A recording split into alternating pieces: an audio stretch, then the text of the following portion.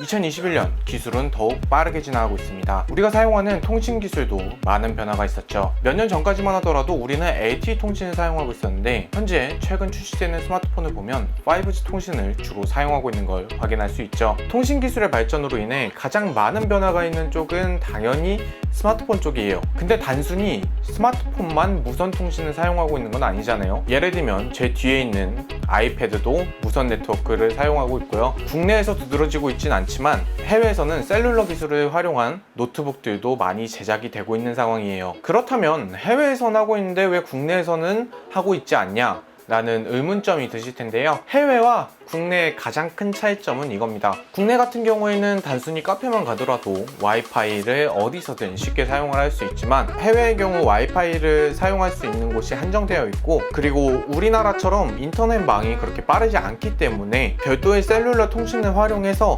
노트북을 활용하는 경우가 많기 때문이죠. 즉 형성되어 있는 시장이 다르다는 거죠. 그렇다면 국내에서는 이런 셀룰러 모듈을 탑재한 노트북이 없냐? 라는 의문증이 생기실 텐데요. 국내에서도 있습니다.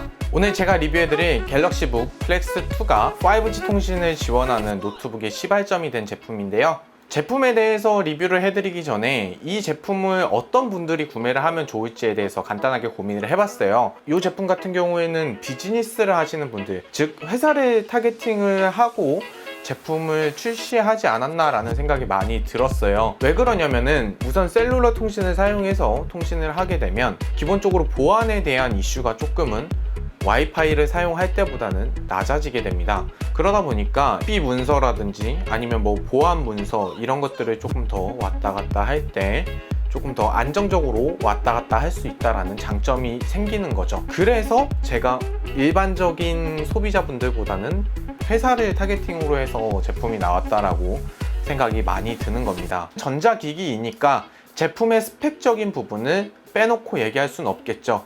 스펙적인 부분에 대해 하나하나씩 말씀을 드리도록 할게요. CPU는 인텔 코어 i7 1165 G7 CPU를 사용하고 있고요. 램은 16GB, SSD는 512GB, 디스플레이는 13.3인치 터치스크린을 사용하고 있습니다. 이외에 와이파이 6, 블루투스 5.1을 지원을 해주고요. 확장성은 좌측에는 USB 3.0 포트, 썬더볼트 포트, 이어폰 포트, 마이크로 SD 카드 슬롯, 우측에는 USB 타입 A 포트 2개, 유심 트레이, 전원 버튼이 탑재되어 있습니다. 확장성도 괜찮고 전반적인 스펙은 다 잘 갖췄다고 생각이 드는데 한 가지 조금 아쉬운 점이 가격이 조금 비쌉니다. 플렉스2랑 동일한 스펙을 갖고 있는 다른 제품이랑 비교를 해보면 약 20만원 정도 차이가 나는 걸 확인을 하실 수가 있을 거예요. 이게 왜 그러냐면 아무래도 통신 모듈을 사용을 하다 보니까 여기에 로열티, 그 다음에 통신 칩셋 비용 이런 것들이 따로 다 그대로 소비자한테 부과가 되는 부분이라서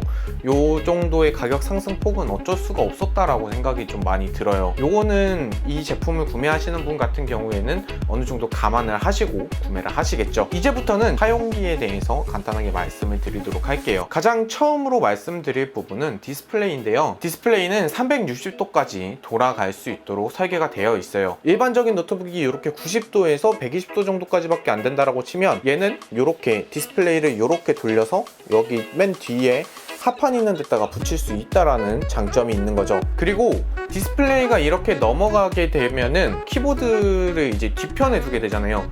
그럼 혹시 키보드가 눌리지 않을까라고 생각을 하실 수도 있는데 키보드는 이렇게 그 360도 돌리고 나면은 키보드는 여기 소프트웨어에서 홀딩을 시켜버립니다. 키보드가 눌리는 건 걱정을 안 하셔도 되고요. 키보드 얘기가 나와서 말씀을 드리는 건데 키보드 그 화살표 방향 우측에 보면은 그 지문인식 센서가 있어요. 요거 같은 경우에는 제가 예전에 사용하던 노트북이 지문인식 센서를 탑재를 해주는 노트북이었는데 그게 상당히 좀 작았습니다. 그래가지고 상당히 그 큰 지문인식 센서여서 인식률도 되게 좋고 그랬어가지고 요거는 좀 편하게 잘 사용을 했었던 게 기억이 나네요. 제가 사용을 하고 보면서 사람들이 되게 신기했었던 게 키보드 부분에 그 카메라가 따로 탑재가 돼 있어요.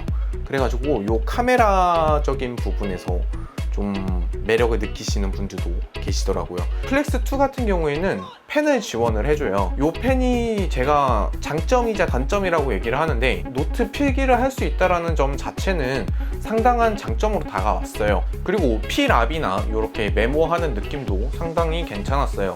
근데 단점이 뭐냐면 노트 시리즈에 들어가는 펜과 동일한 사이즈의 크기가 들어가 있어서 요거는 조금 사용을 하면서 불편했어요. 펜이 조금 더 컸으면 좋겠다?